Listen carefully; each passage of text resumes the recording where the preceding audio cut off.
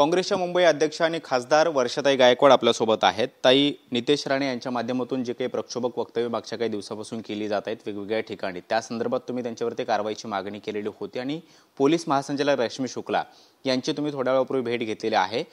काय नेमकी मागणी केलेली आहे आणि पोलीस महासंचालकांनी काय आश्वासन दिले? नाही, काल आम्ही सुद्धा त्या ठिकाणी मुंबईचे सीपी असतील, रेल्वेचे पोलीसचे अधिकारी असतील आणि आज आम्ही जसं तुम्ही सांगितलं त्याप्रमाणे पोलीस महासंचालक रश्मी शुक्ला यांना जाऊन भेटलो आणि आम्ही आमचं म्हणणं हे सांगितलं की ज्या तऱ्हेने हे प्रक्षोभक आणि चित्राणीखोर स्टेटमेंट सातत्याने येत आहेत, मग त्या नितेश राणे असतील, प्रसाद लाड असतील किंवा गगनगिरी महाराज असतील, या समाजाला घातक आहेत। त्या ठिकाणी सामाजिक सलोखा बिघडवणार आहेत आणि समाजामध्ये तेढ निर्माण करण्याचा हा प्रयत्न असं त्या ठिकाणी दिसतंय आणि त्यामुळे त्यांना कुठे ना कुठे आवळण्याची गरज आहे, त्यांना कुठे ना कुठे थांबवण्याची गरज आहे, असं आमचं म्हणणं आहे। आई बाबा होण्याचे स्वप्न अजून पूर्ण झाले नाहीत का? आई बाबा होण्याचे तुमचे स्वप्न पूर्ण करा अपोलो फर्टिलिटीद्वारे। मोफत सल्ल्यांसाठी कॉल करा 9953420359। ज्या पोलिसांना बरोबर ते घेऊन फिरतात त्या पोलिसांना ते नावं ठेवतात, त्यांच्यावर कुठल्याही तऱ्हेचा धाक हा पोलिसांचा नाही आहे आणि एका ठिकाणी ते हे करतात आणि दुसऱ्या ठिकाणी ते सागर बंगल्याचा सातत्याने उल्लेख करतात। मग त्यांना जो आहे तो राजवरदहस्त हा काय उपमुख्यमंत्री महोदयांचा आहे का? आणि त्यांच्या माध्यमातून ते सातत्याने असे वराळा जे करतात ते करत असतात का? आता वर्गला बघितलं तर सांगतात घरात घुसून मारणार, दुसऱ्या ठिकाणी सांगतात की मस्जिदीमध्ये घुसून मारणार, तिसऱ्या ठिकाणी सांगतात की पोलीस काय करतील, माझा पोलीस काहीच करू शकत नाही, मी अशा ठिकाणी उडकून फेकेन की पोलीस पुन्हा त्यांच्या बायकोचं तोंड बघू शकणार नाही, मुलांचं तोंड बघू शकणार नाहीत। पोलीस काय करतील, जास्तीत जास्त व्हिडिओ तयार करतील आणि त्याच्या बायकांना जाऊन दाखवतील आणि आमच्या नादाला लागेल तर तुम्हाला त्याला फेडावं लागेल। हे धमकीच्या भूमिका सातत्याने ते मांडत असतात आणि या समाजामध्ये योग्य नाही। ज्या समाजामध्ये ज्या महाराष्ट्राला पुरोगामित्व आहे, ज्या महाराष्ट्राला छत्रपती शिवाजी, शाहू फुले, आंबेडकरांचा इतिहास आहे, तो सामाजिक सलोखा आहे, एकात्मता ही आपली ओळख आहे आणि या संतांच्या भूमीमध्ये अशा तऱ्हेने सातत्याने स्टेटमेंट होणं आणि त्यांच्यावर कुठल्याही तऱ्हेची कारवाई न होणं हे पण चुकीचं आहे आणि म्हणून आज आम्ही त्यांना भेटलो आणि त्यांना सांगितलं की त्यांच्यावरती कारवाई व्हायला पाहिजे आणि ज्या पोलिसांनी ते सातत्याने नावं ठेवत असतात त्यांचा तो पोलीस बंदोबस्त काढून घेतला पाहिजे आणि अशा तऱ्हेने सामाजिक सलोखा बिघडवण्याचं काम जी व्यक्ती करतात त्या प्रत्येक व्यक्तीवरती अशा तऱ्हेने कारवाई झाली पाहिजे की समाजामध्ये एक मेसेज गेला पाहिजे की आपल्या महाराष्ट्राची जी भूमिका आहे, प्रगत आणि पुरोगामीची महाराष्ट्राची भूमिका ती पुढे गेली पाहिजे। ताई, पण पोलिसांकडून कारवाईची अपेक्षा आहे का? कारण अशा प्रकारामध्ये गुन्हे दाखल होत आहेत मात्र कारवाईची जी अपेक्षा आहे ती पूर्ण होत नाही। मागच्या काही दिवसापूर्वी आपण पाहिलं की एका एक्सप्रेसमध्ये एका मुस्लिम वृद्धाला ज्या पद्धतीनं वागणूक देण्यात आली त्यामध्ये सुद्धा काही कलमं जी अत्यंत महत्त्वाची होती ती पोलिसांनी लावली नाहीत आणि त्यामुळे आरोपींचा जामीन झालेला होता। तुम्ही सगळ्यांनी तो मुद्दा लावून धरला आणि त्यानंतर ती कलमं वाढवण्यात आली, पुन्हा आरोपींना अटकेचे आदेश देण्यात आले। या सगळ्या प्रकरणामध्ये कारवाई कशा पद्धतीने होईल असं वाटतं? तुमच्या मताशी मी सहमत आहे की या अशा चिथावणीखोर आणि प्रक्षोभक भाषणामुळे काय होते, समाजामध्ये तेढ निर्माण करायचं म्हणजे एका 72 वर्षाच्या वयोवृद्ध माणसाला मारणं आणि तेही पोलीस दलामध्ये सामील होणाऱ्या मुलांनी, त्या परिषदेला गेलेल्या मुलांनी। आम्ही काल त्यांना तेच सांगितलं की तुम्ही कुठले कलम त्या ठिकाणी लावले, ज्या कलम लावायला पाहिजे होते ते कलम तुम्ही त्यावेळी घेतलेच नाहीत।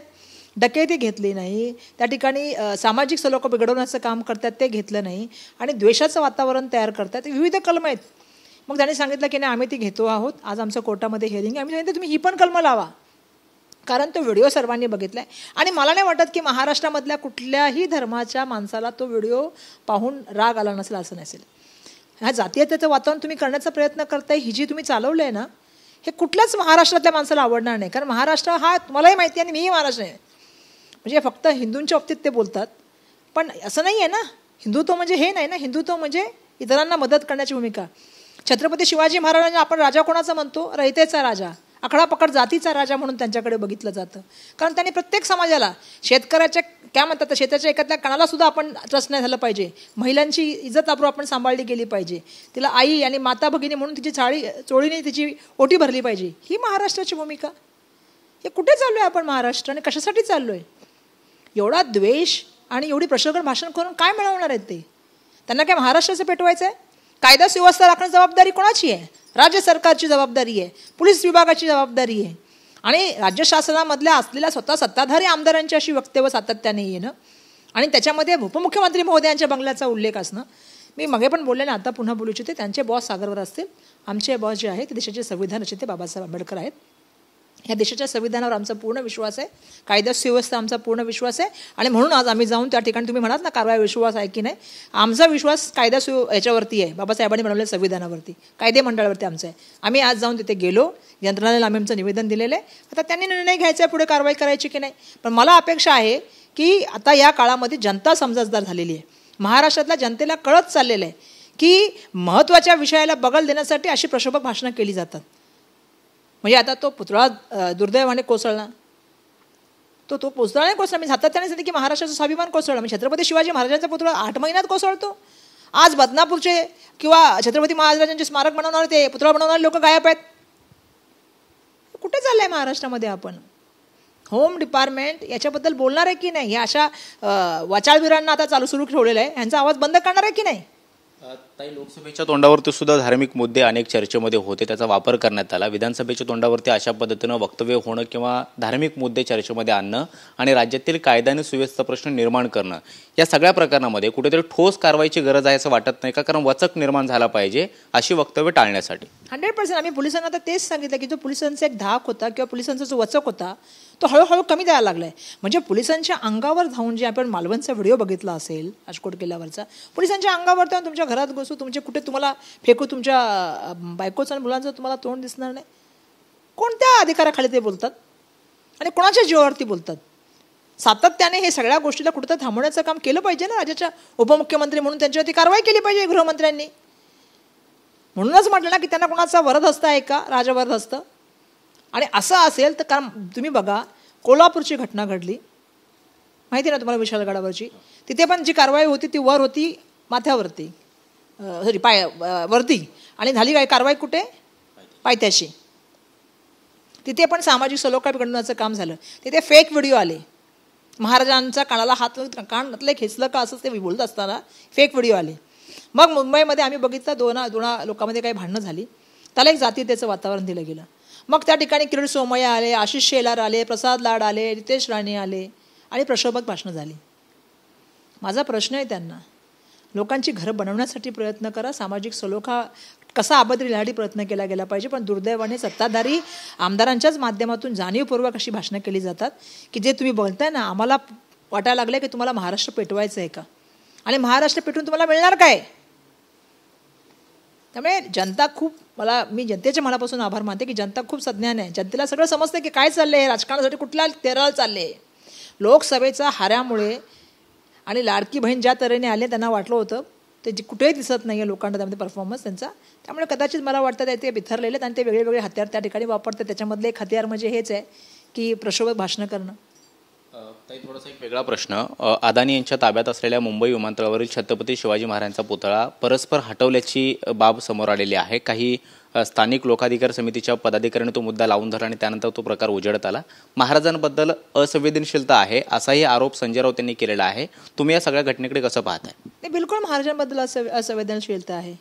जेव्हा उपमुख्यमंत्री स्वतःहून सांगतात की छत्रपती शिवाजी महाराजांनी सुरत लुटली नाही, जी लुटली आम्ही असं सांगतो, असं काँग्रेसने खोटा इतिहास पसरवला. की जेव्हा की आपल्या सर्वांना माहिती आहे, सगळ्या इतिहासकारांनी सांगितले की छत्रपती शिवाजी महाराजांनी 2दा सुरत लुटली. त्यांनी पंडित जवाहरलाल नेहरूजींचा उल्लेख केला उपमुख्यमंत्री महोदयांनी. त्यांनी सांगितलं की पंडित जवाहरलाल नेहरूंच्या डिस्कवरी ऑफ इंडियामध्ये कुठे महाराजांचा उल्लेख आहे. मी जाणीवपूर्वक त्यांना पेज नंबर पाठवलं, पुस्तक पण गिफ्ट पाठवणार आहे ज्याच्यामध्ये छत्रपती शिवाजी महाराजांचा उल्लेख आहे. आणि त्यांना हे पण मी सांगू इच्छिते की पंडित जवाहरलाल नेहरूजींनी बांधलेला पुतळा प्रतापगडावरती आहे. 67 वर्ष झाली तो दिमाखात उभा आहे. तुम्ही बांधलेला पुतळा 8 महिन्यामध्ये पडला. त्यांची ह्याच्यावरून तुम्ही भूमिका समजू शकता. माफी तर नाही मागितली, पण बाकीच्या लोकांवरती आरोप केले, बाकीच्या ठिकाणी खोटं बोलण्याचं काम केलं. त्यामुळे आमचं म्हणणं काय आहे की तुम्ही जे सांगताय की एअरपोर्टला बाजूला ठेवलं आहे ते असंवेदनशील आहेतच. जर तिथल्या कर्मचाऱ्यांनी, तिथल्या युनियननी ते बघितलं नसतं तर त्यांनी बघितलं पण नसतं. आणि अडाणींना तर हा देश मला वाटतं पूर्ण देण्याचं काम चाललेलं आहे महाराष्ट्र. म्हणजे आम्ही नेहमी म्हणतो की दिल्लीचंही तख्त राखतो महाराष्ट्र माझा, दिल्लीसमोर महाराष्ट्र झुकत नाही. पण दुर्दैवाने आजकाल आम्ही बघतोय की सगळ्या रस्ते सुरतकडून चाललेत. आणि सुरत आणि गुजरात प्रेम कोणाचं आहे हे मला सांगायची काही वेगळी गरज नाही. म्हणजे जर राज्याचे उपमुख्यमंत्री महोदय गुजरातचं प्रेम सांगत असतील आणि अडाणीबद्दल प्रेम व्यक्त करत असेल तर आपण ते दुर्दैव आहे. आजकाल अडाणींचंच जास्त चाललेलं आहे बाबा देशामध्ये. आज माहीत नाही का तुला, ते मिठागराच्या जमीनसुद्धा अडाणींना दिल्या. अडाणींना म्हणजे केंद्र सरकारने सांगितलेल्या जमिनी 260 एकरच्या वरच्या जमिनी आहेत त्या दिल्या स्टेट गव्हर्नमेंटला. म्हणजे भविष्यामध्ये येणाऱ्या काळात 99 इयर्सच्या लीजवर दिल्या आहेत. भविष्याच्या काळात त्या सब लीज होणार आहेत. त्या कोणाला होणार ते मला सांगायची गरज नाही. DRPPLच्या नावाखाली त्या ज्या आहेत त्या शेअरमध्ये 80% शेअर अडाणी, आणि 20% स्टेट गव्हर्नमेंट. आजकाल आपल्या सगळ्या प्राईम स्पॉटच्या जमिनी अडाणींना चालल्या आहेत आणि त्याच्यावर सुद्धा आवाज उचलणाऱ्यांचे आवाज दबवण्यासाठी खूप सारे प्रयत्न चालू आहेत. पण असं आहे, शेवटी ही लढाई आहे आणि शिवछत्रपती महाराजांचा महाराष्ट्र आहे. आम्ही त्यांचे मावळे आहेत. ती लढाई लढण्याचं काम आम्ही सातत्याने करत राहू. याला जोडून एक प्रश्न, पुण्यातल्या मोशीमध्ये छत्रपती संभाजी महाराजांचा 100 फुटांचा पुतळा जो आहे तो बनतो आहे, मात्र तो पूर्ण होण्याआधीच काही भागामध्ये तडे गेल्याचं सुद्धा पाहायला मिळतंय. पुतळ्यांची जी क्वालिटी आहे किंवा जो दर्जा आहे तो समोर सातत्याने त्याच्यावरती सुद्धा प्रश्न निर्माण होत आहेत. मालवणमधल्या घटनेनंतर ह्या सगळ्या बाबी आता हळूहळू उजेडात येताना पाहायला मिळत आहेत. या भूमिकेकडे कसं पाहत आहे सरकारने? यामध्ये खरंच गंभीरतेनं पाहायला पाहिजे. असं आहे की सरकारची भूमिकाच मुळात कशी झाली आहे माहिती आहे का? लाडका मित्र योजना. मी सातत्याने एक गोष्ट बोलते. आता जो आपटे आहे तो कोणाचा लाडका मित्र आहे? अडाणीबद्दल तुला वेळा प्रश्न वाटत, पुतळा जो ठेवला होता नेऊन त्या गोदामामध्ये, अडाणी कोणाचे मित्र आहेत? आजकाल लाडकी मित्र योजना चालू आहे. सगळे कॉन्ट्रॅक्ट, सगळं जे आहे ना, ज्यांना अनुभव नाही, ज्यांनी कधी मूर्त्या बनवलेल्या नाहीत, 6 फुटाची मूर्ती दाखवायची आणि किती फुटाची करायची, 236 कोटीचं कॉन्ट्रॅक्ट दिलं त्या मूर्तीसाठी शिवछत्रपती महाराजांच्या. त्यामुळे दुर्दैव असं चाललं ना, लाडका मित्र योजना सुरू आहे. त्यामुळे संभाजी महाराजांबद्दल तर पेशवाईला पूर्वीपासून त्रास आहे, इतिहास आहे. त्यामुळे आमची अपेक्षा आहे की जेव्हा एवढ्या मोठ्या व्यक्तींचे त्या ठिकाणी पुतळे बनवले जातात त्यावेळेला माझी अपेक्षा ही आहे की मोठ्या प्रमाणामध्ये याचं काळजी घेतली गेली पाहिजे. शेवटी हे महाराष्ट्राचे जे आहे ते काय म्हणतात त्याला आपण, महापुरुष आहेत आणि ह्या पुरुषांच्या माध्यमातून एक इतिहास रचलेला आहे आणि त्यांचा इतिहास पुसण्याचा किती जरी प्रयत्न केला गेला तरी तो इतिहास पुसला जाणार नाही. एक शेवटचा प्रश्न, सरकारच्या लाडकी बहीण योजनेमध्ये एक भ्रष्टाचार झाल्याचं समोर आलेलं आहे. एकाच व्यक्तीनं 30 वेगवेगळे अर्ज करून सरकारचे जवळपास 78,000 रुपये लुटल्याचं समोर आलेलं आहे. या योजनेमध्ये झालेल्या भ्रष्टाचारावरून अनेक प्रश्न उपस्थित होत आहेत की खरंच सामान्यांना जे गरजू आहेत त्यांच्यापर्यंत ही योजना पोहोचते आहे का, असा एक प्रश्न उपस्थित केला जातो. तुम्ही कसं पाहता या घटनेकडे? आता खरं सांगायचं झालं त्याची चौकशी व्हायला पाहिजे. आता महिलांचं तर खूप वेगळ्या गोष्टी आहेत. आम्ही सुद्धा तेलंगणामध्ये आणि कर्नाटकामध्ये महालक्ष्मी योजनेच्या माध्यमातून पैसे देतोच आहोत 2,000 रुपये. आणि आम्ही ज्यावेळी सांगितलं होतं आमचा मॅनिफेस्टो तयार करताना न्याय योजनेच्या अंतर्गत सुद्धा आम्ही प्रत्येक महिन्याला 8,000 रुपये आणि वर्षाला 1,00,000 रुपये देण्याचं बोलतो होतो, जे आता सांगितलं आहे देशाच्या प्राईम मिनिस्टरांनी सुरू करणार लखपती महिला. ही योजना आमची होती. खरं तर ह्या डिजिटल इंडियाच्या माध्यमातून बोलायचं, आत्मनिर्भर भारत बोलायचं आणि दुर्दैवाने ह्या डिजिटल इंडियाच्या माध्यमातून हे पैसे जे एकाच अकाउंटला जातात ते फेलियर आहे सम. आणि ज्या महिलांना खरं ते मिळायला पाहिजे दुर्दैवामध्ये त्या महिलांमध्ये ते पोचतच नाही आहेत. महत्त्वाची गोष्ट अशी आहे की या महाराष्ट्रामध्ये आज महिलांची परिस्थिती काय आहे, म्हणजे ह्या 15 दिवसामध्ये किंवा 8 दिवसामध्ये पॉस्कोच्या केसेस बघा किती आल्यात. 50 ते 60 केसेस ह्या पॉस्कोच्या आल्यात. पॉस्कोचा अर्थ म्हणजे काय, लहान छोट्या मुलं आणि मुलींना आपण संरक्षण देऊ शकत नाही आहे. जर ही परिस्थिती असेल तर अशा वेळ राज्य सरकारने काय केलं पाहिजे? म्हणजे लाडक्या बहिणीचं तर क्रेडिट घेण्यासाठी पळत आहेत, पण जे लोक फरारी आहेत त्यांचं जबाबदारी कोण घेणार? आज महिला सुरक्षेचा प्रश्न आहे. कालपर्यंत बघितले अजून एक घटना झाली आणि दिवसामध्ये मुंबईमध्ये 2 बलात्कार होतात आणि 6 मोलेस्टेशन होतात. ही जबाबदारी कोण घेणार? दुसऱ्या नंबरला महाराष्ट्र राज्य आले. आज शक्ती कायदा 2 वर्षापासून धूळखात पडला आहे. त्यामुळे राज्य सरकारने यासुद्धा जबाबदारी घ्यायला आणि अशा ज्या घटना घडतात ना, जे पैसे घेतलेत, चौकशी करावी. पण सगळ्यात महत्त्वाची भूमिका आहे की या राज्य सरकारकडे एक तर त्या तिघांमध्ये खूप भांडणं आहेत, भांडणामध्ये ते खूप बिझी आहेत. ते खरं ते एकमेकाच्या बाजूला बसू पण शकत नाही. त्यांना बाजूला बसलं तर ओकारी पण येते, मळमळ होते एकमेकाकडे बघून. आणि अशामुळे मला असं वाटतं की खरंच त्यांच्यामध्ये हिंमत असेल. कारण बघा मुंबई महानगरपालिकेमध्ये त्या ठिकाणी 2-2.5 वर्षाला कोणाची सत्ता नाही. त्यांना नसेल झेपत, त्यांना एकमेकाबद्दल इतकी ओकर असेल त्यांना सत्ता सोडावी ना. तानाजी सावंत साहेब आजच्याच राजीनामा द्या, बरोबर आहे ना. आणि दादांनी पण सांगितलं की असं माझ्याला काय भूक, सगळ्यांनी राजीनामा द्या आणि इलेक्शनला सामोरं जा हिंमत असेल तर. इलेक्शन तर करायचं नाही. हरियाणाबरोबर जम्मू काश्मीरबरोबर आपलं का नाही इलेक्शन केलं? माझा हा प्रश्न आहे. करायला पाहिजे ना, पण नाही केलं. का नाही केलं? कारण ही चिथावणीखोर जी बाता चालू आहेत ना, यासाठी नाही केलं. पण या सगळ्याला उत्तर महाविकास आघाडी विधानसभेच्या निवडणुकामध्ये देणार? याला सगळ्याला उत्तर महाविकास आघाडीपेक्षा जनता देणार. महाराष्ट्राची जनता सुज्ञ आहे. महाराष्ट्राची जनता छत्रपती शिवाजी महाराज, शाहू फुले आंबेडकरांचे विचार जाणते. संतांची महात्यांची भूमी आहे. इथे शेतकऱ्याच्या प्रश्नावरती चर्चा नाही होते, महिलांच्या सुरक्षावरती चर्चा नाही होते. इथे कष्ट करायला कशा दिवसभरामध्ये कष्ट करावं, हाताला काय पैसे त्याची चर्चा होत नाही आहे. आणि दुर्दैवाने हे आमदार वगैरे जे चाललेले ना, म्हणजे मी पहिल्यांदा बघते की आमदार पोलीस स्टेशनला जाऊन गोळ्याबार करतात. आमदार पोलिसांना उद्देशून बोलतात. त्यामुळे कायदा सुव्यवस्थेचा कुठलाही धाक नाही आहे. आणि म्हणून मला असं वाटतं की जनतेने बरोबर सगळं समजते. जनतेने लोकसभेत पण दाखवला, विधानसभेत पण दाखवेल. खूप खूप धन्यवाद. तर आपल्यासोबत खासदार वर्षाताई गायकवाड होत्या आणि नितेश राणे यांची जे काही प्रक्षोभक वक्तव्य मागच्या काही दिवसापासून होत आहेत त्या अनुषंगानं त्यांच्यावरती कारवाई व्हावी या अनुषंगानं पोलीस महासंचालक रश्मी शुक्ला यांची त्यांनी भेट घेतलेली आहे आणि येत्या काळामध्ये कशा पद्धतीनं कारवाई होते याचा सुद्धा आम्ही पाठपुरावा करणार असल्याचं त्यांनी सांगितलेलं आहे. व्हिडिओ जर्नलिस्ट कमलेश सोबत कृष्णा सोनारवाडकर, TV9 मराठी, मुंबई.